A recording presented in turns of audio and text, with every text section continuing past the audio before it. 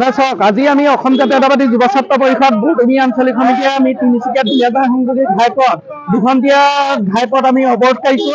এইকাৰণে কৰিছো, আমি জিলা প্ৰশাসনক আমি বাৰম্বাৰ আমি স্মাৰক পত্ৰ প্ৰদান কৰাৰ পাছতো, জনস্বাস্থ্য কাৰিকৰী বিভাগক স্মাৰক পত্ৰ প্ৰদান কৰাৰ পাছতো ডিঙাগাঁও যি জল জীৱন আঁচনি দুৰ্নীতি তদন্ত তেওঁলোকে কৰা নাই।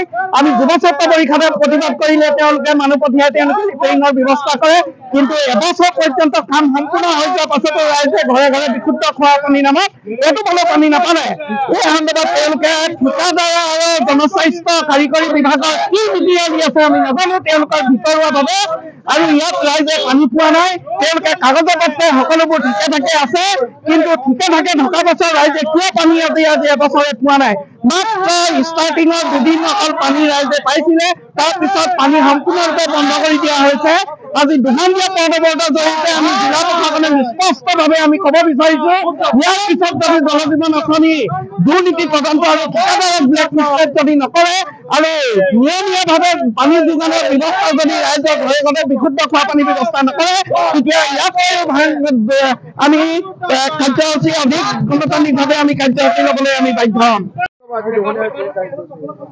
আজি আমাৰ অসম জাতীয়তাবাদী যুৱ ছাত্ৰ পৰিষদৰ সৌজন্যত আমাৰ আজি দুঘণ্টিয়া আমি কাৰ্যসূচী লৈছিলোঁ, আৰু এই কাৰ্যসূচীটো হৈছে আমাৰ ঝিঙাগাঁও চাৰিআলিৰ পানী যোগান আঁচনিৰ বাবে।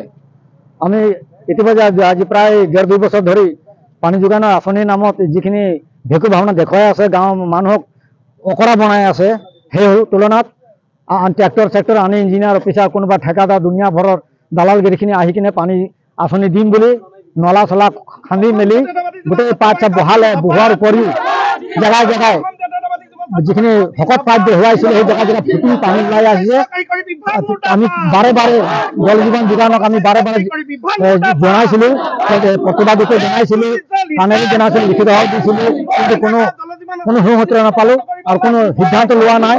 আৰু এতিয়াও পানী যদি আপোনালোকে সংবাদ মাধ্যমৰ জৰিয়তে যদি আপোনালোকে বিচাৰে, তেন্তে আমি আপোনাক ঘৰে ঘৰে নি পানীৰ যোগানৰ পাইপখিনি আমি দেখুৱাবলৈ সক্ষম হ'ম। কিন্তু তেনে ক্ষেত্ৰত পানী আজি পৰ্যন্ত কোনো গাঁৱৰ মানুহে আজিলৈকে পোৱা নাই। ব্ৰাণ্ডত যি পানী পাইপ লগাইছে, পানী পাইপ ভঙা চিঙা ফালি মেলি শেষ হোৱা হৈছে। আৰু পানী যোগানৰ পৰা যিখিনি পানী এৰি দিয়ে, পানী এৰি দিয়াৰ লগে লগে জেগা জেগা ফুটা পানী ওলায়।